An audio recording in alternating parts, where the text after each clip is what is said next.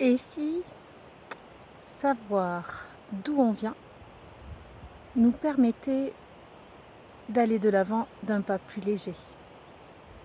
Bonjour, Céline Danidomi pour Une boussole dans votre vie. Pourquoi est-ce que je vous fais une introduction pareille? Parce qu'en fait, je m'aperçois que beaucoup d'entre nous, nous avons tendance à dire « oui, je m'aime ». Il n'y a aucun souci avec ça, je m'aime. Et puis, quand on creuse un peu, on se rend compte que, en fait, ce sont des personnes qui, quand elles se regardent dans le miroir, elles ont du mal à s'apprécier. Alors oui, est-ce que s'aimer, ça veut dire aimer son reflet? Quelque part, oui. Parce que la manière dont vous vous regardez, c'est la manière dont vous regardez aussi les autres. Quand j'étais complexée, je le suis toujours un peu.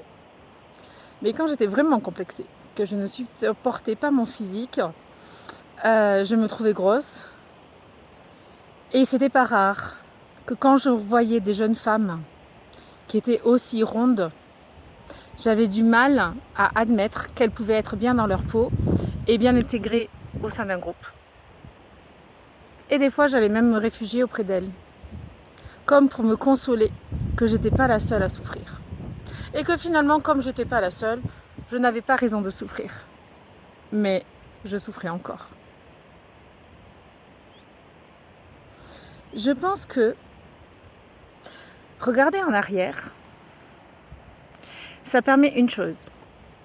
Ça permet de savoir d'où on vient, quelle histoire on a hérité, quel poids on a sur les épaules, comme un sac à dos un peu trop chargé. Quand on fait cette démarche, il arrive bien souvent qu'on se rende compte qu'on est un peu victime de notre histoire. Victime parce que quand vous êtes né, vous n'avez pas choisi vos parents, vous n'avez pas choisi votre famille. Moi, à une époque, ayant un certain dégoût pour qui j'étais enfant, pour ce que j'avais porté sur les épaules, j'ai voulu tout quitter. J'ai voulu poser le sac à dos. J'ai voulu quitter mon prénom de Céline au point de devenir Claire, de devenir Sœur Claire. Mais voyez-vous, on se trompe. Certains parlent de tourner la page, de fermer le livre et d'en écrire un autre. Je ne suis pas d'accord. Tourner la page, oui. Tourner la page parce qu'on continue à écrire et que cette page que l'on écrit, elle n'a de sens que s'il y en a une autre avant. Certains pensent que pour avoir une résilience, il faut amputer une part de ce qu'ils ont reçu, l'enlever, l'oublier, le mettre de côté et continuer à avancer selon comment eux, ils ont décidé. Et je vais dire erreur, puisque j'ai essayé de le faire et qu'en fait, c'est toujours là. Notre histoire, elle est ancrée en nous. Donc, moi, ce que je vous propose, c'est plutôt de vous réconcilier avec votre histoire. Comment se réconcilier? Eh bien déjà, en connaissant qui nous sommes. Pour connaître qui nous sommes, il faut accepter une introspection. Il faut accepter une certaine analyse. Il faut accepter de ralentir le pas sur ce que l'on fait et de s'attacher plus à ce que l'on vit au niveau des émotions. Pas évident de vivre des émotions, surtout dans une génération où on nous a appris à les mettre de côté. Pas évident de vivre ces émotions, surtout si on fait partie des hypersensibles et qu'elles vous viennent à la figure ou qu'elles vous explosent ou que vous avez les sentiments qu'elles vous étouffent. Alors, si vous voulez vous réconcilier avec vous-même, il faut garder une certaine agilité.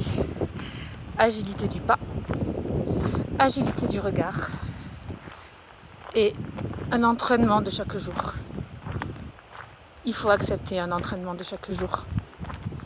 Une certaine souplesse, une certaine délicatesse.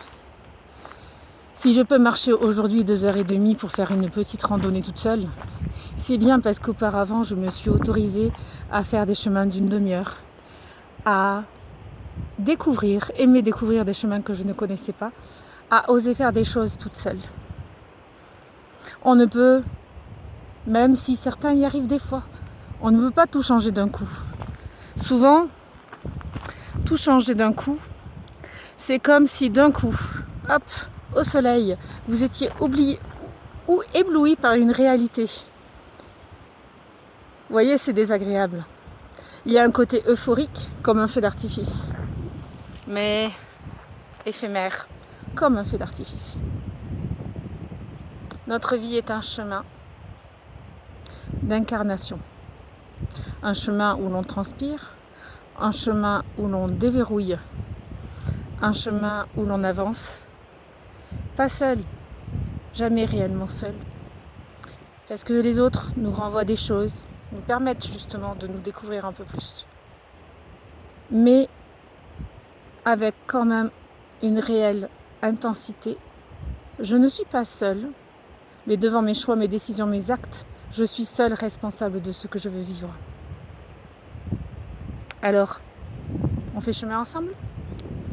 Retrouvez-moi sur ma chaîne YouTube et sur mon blog Une boussole dans votre vie. Sur ma page Facebook, je vous livre ce que moi je reçois par ailleurs d'autres experts et je crée un groupe qui va permettre une certaine émulation d'un petit groupe sur quelques sujets, comment partager, comment évoluer ensemble avec délicatesse et douceur. Je vous dis à bientôt. Prenez soin de vous, vous êtes précieux.